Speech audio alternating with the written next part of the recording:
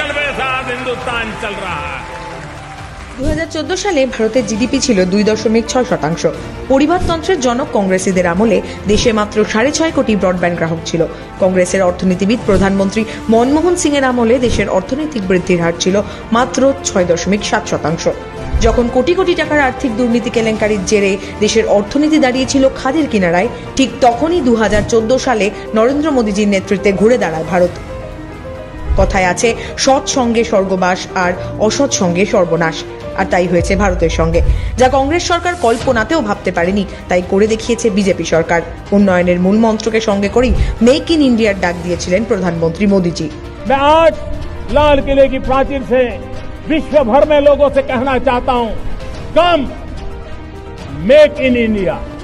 গত 9 বছরে বিদেশি পণ্য আমদানির বদলে বিদেশে পণ্য রপ্তানির পরিমাণ বেড়েছে ভারতের। কারণ মোদীজি উপলব্ধি করেছিলেন, যত বিদেশের উপর নির্ভরতা কমবে তত বেশি উন্নত ও আত্মনির্ভর হবে দেশ। অর্থনৈতিক দিক থেকে মজবুত হবে দেশের ভিত্তি। আর তাই কোনো একটি ক্ষেত্রে নয়, প্রতিটি ক্ষেত্রে দেশকে আত্মনির্ভর করার কাজ শুরু করে মোদী সরকার। 2016 থেকে 2017 সালে ভারতের প্রতিরক্ষা ক্ষেত্রে রপ্তানি ছিল 1521 কোটি টাকা।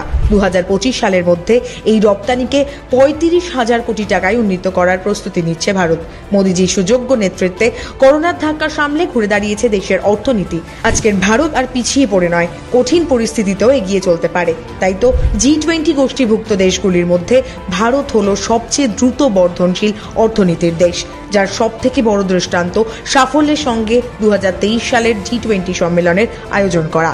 2014 সালে যখন প্রধানমন্ত্রীর পদে বসেন নরেন্দ্র মোদীজি, তখন বিশ্বের 10ম অর্থনীতির দেশ ছিল ভারত।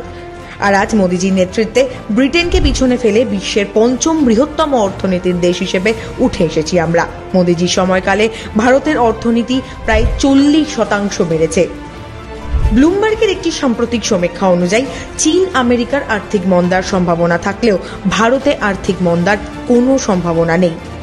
SBI এর রিপোর্টে বলা হয়েছে, 2029 সালের মধ্যে ভারত 3য় বৃহত্তম অর্থনীতির দেশ হিসেবে পরিচিতি পাবে। বর্তমানে ভারতের জিডিপি প্রায় 3.5%, যা 2027 সালে 4% ছাড়িয়ে যাওয়ার সম্ভাবনা আছে। অর্থনীতিবিদরা বলছেন, 2027 সালে জার্মানিকে টপকে যেতে পারে ভারত।